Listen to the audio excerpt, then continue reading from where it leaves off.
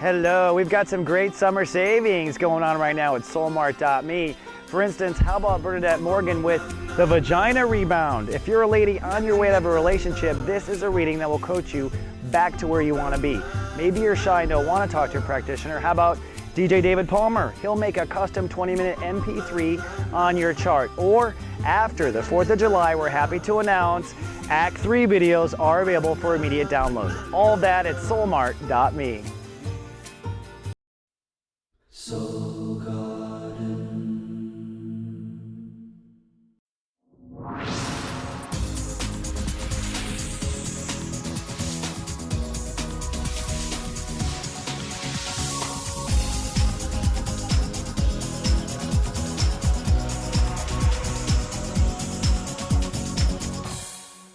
Hello, my Pisces, and welcome back to Soul Horoscopes Weekly Edition. I'm your host to the universe, Christopher Witecki. And I'd like to personally invite you down to soulgarden.me. We are starting a new initiative here in the garden. Now that the beginning of 2012 is behind us and we have 6 months to organize, it is time to unite the light. Come on down. We are now casting light workers, practitioners, people on camera, interesting talent.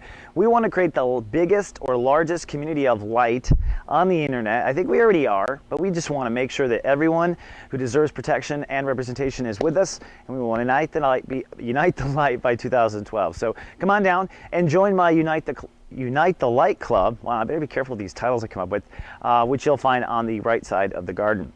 Well, it is time to unite your light this month, Pisces. You are on your inner child transit, which is the epicenter of your emotional context. Truth be known, astrology is just layer upon layer of states of awareness. So Pisces have a little Oreo cookie where they double stack their emotions with their inner child. So inner child emotions are one if you are a Pisces. This is what keeps you innocent when you sometimes go too far. Actually, it saves your butt ski.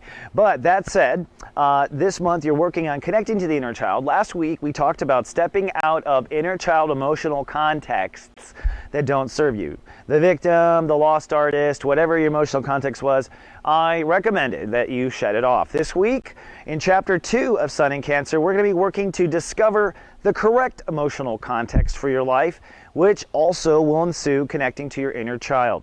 As we start on Monday, Chiron rules the day, and that means integrity is the universe's goal. God University is trying to get us to find emotional integrity. That means feel fine. So this is you looking or searching emotionally on Monday for a balance between your happiness and your emotional contentment. Now, the moon itself is in Sagittarius, so emotions might have the prejudice of career, legacy, achievement also in the mix, but the spiritual lesson at the core is feeling good about yourself. Are you feeling okay with where you are with your inner child? Are you feeling okay in general? Where do you need to change? What needs to change to feel okay? And that's the lesson of the day. What needs to change to feel okay? You may not be able to get it on Monday, but you are beginning to get it as of Monday. Then on Tuesday, we are already blessed with a full moon. The moon is starting to go to full emotional context. Now remember, a full moon is really a tug of war, a wolf in sheep's clothing. It's beautiful in the sky, but it's tearing us down. In your case, an emotional tie between your feelings about your social responsibilities and then your feelings about your inner child and what you want from there. So two sides of the Pisces pulling on them. Now this might manifest in a simple tug of war with your friends want to do one thing and you want to do something else. But the moon also crosses Pluto before it goes full. So this is going to be an invitation to release or let go of old social feelings, old social groups, your emotional attachment to an old social circle or an old network, something like that. So that's the work, is to let go of some sort of attachment to a social connection. What does that letting go do? It frees up emotional consciousness to focus on what your heart wants or focus on making your soul garden content. One of the two objectives of the entire month. So it's about releasing, leaving and creating real estate spiritually so you have the ability to stand where you need to stand. Now Jupiter rules the day, so hopefully as you are letting go of emotional attachment to things in the world, you are seeing new opportunity for your child to be inspired in the moment. So that's the other part or portion of the lesson of the day. For those of you watched over by GA, we'll be sending out Witecks at the apex, etc., so you can really meditate and let this stuff go. On Wednesday, July 4th, United States birthday. Happy birthday, United States, which is a Cancer, if you don't know, with Aquarius moon and Sagittarius rising. But on this particular day, it's Uranus ruled day. So happy birthday, United States. Breakdown. Well, you know what? We kind of deserve it. We got a lot of changes to make. Breakdown though, but not as severe as the original breakdown of the transit. This particular breakdown really has two sides to it. On the one hand, it is once again time to reconsider a certain emotional context. Maybe a week ago when you let go of your inner child that was hurt, maybe a week ago you stepped into a less hurt inner child, or maybe you went from hurt inner child into bitter artist. So in some regards, this is a second chance to do another shedding of emotional contexts that don't serve you. At the same time, this is an invitation to watch or witness emotional context that might serve you. You are shopping for an inner child direction. So it might happen as simple as going to the fireworks and just having the whole spectacle and remembering, you know what, I want to be an artist. You might just be influenced by seeing in the world on the 4th of July. You might be influenced by seeing what you don't have, realizing you're not happy, but it is a Uranus day disguised with a holiday. So it's kind of an interesting thing in the United States and Europe. I wonder how y'all will be. Nonetheless, it's a strange and interesting day of breakthrough. On Thursday, it's definitely the day of breakthrough for many reasons. On the one hand, Mercury rules the day. So the day after the 4th, we are talking, we are communicating, we are processing. Maybe you're journaling, you're getting to the bottom of what your inner child really wanted. You're getting to the bottom of the emotional approach that you need to take in your overall life. But we're processing. The universe does bless us with a soul pyramid in air, which epicenters with the moon in Aquarius, okay? The moon and emotions now shift to your subconscious for this grand realization.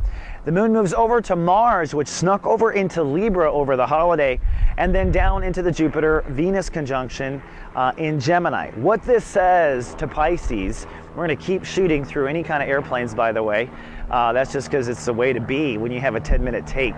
But what this grand trine says is you're beginning to feel a new faith with the moon in Aquarius. So you're feeling a new faith. At the same time, Mars in Libra is saying, get off your astro Pisces and draw the boundaries you know you need to draw, or enforce the boundaries you need to enforce, or get off your butt and enforce your own rules with yourself. So many Pisces don't enforce their own rules. No president inside to enforce Congress.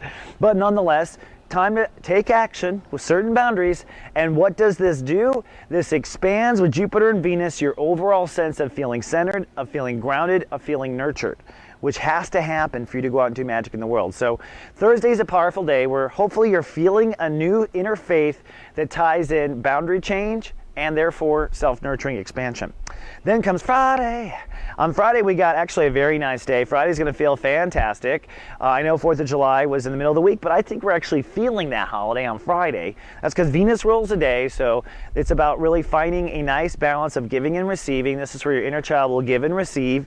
This is where you want to have fun, be creative, follow joy. It is, after all, a heart chakra transit this month, so you've got to go shop, which means you've got to go play in order to discover where to point your heart and what emotional context you want to wear for the next year. So it's a play day on Friday. You have a note from Chris in class. The moon will still be deep in the 12th house, and although that does pull us away from life, it is what you do best. So I think you are past any kind of trauma of a subconscious transit, and the moon is heading for your own sign any second now on Friday. One interesting thing I want to point out is this tug of war that will remain for a while. It's actually a trine between Jupiter and Venus, which is saying to Pisces, hey, time to expand the holy nest of where you nest and rest. That's the whole topic of the month.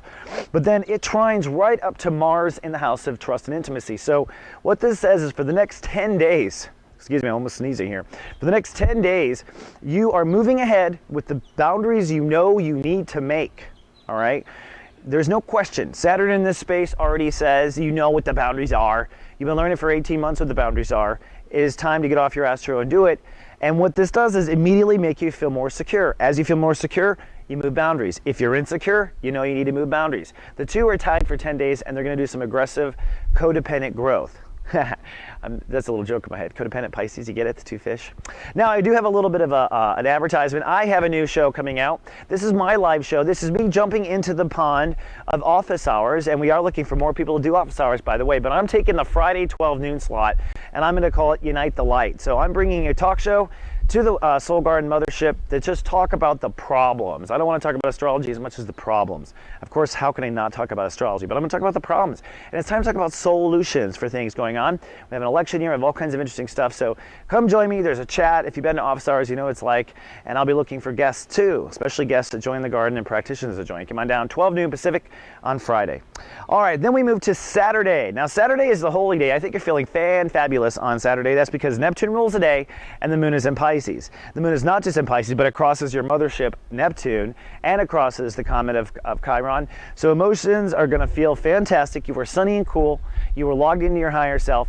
And this emotional sensory perception that you will have is really about fine-tuning precisely where you believe your heart wants to aim, and secondly, precisely where you want to build an emotional nest.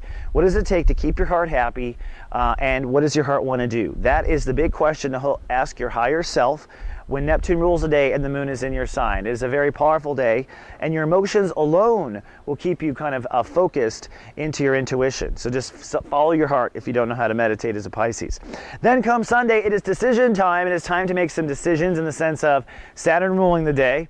What's the decision? Well, quite simply, remember yesterday where you're meditating on what your heart wants? Well, say on Sunday to someone what it is. It's time to decide and aim. So we are choosing by the end of this week what we think our heart wants, and we are choosing our emotional context if we are a Pisces, the context in which we want to bathe in day in and day out.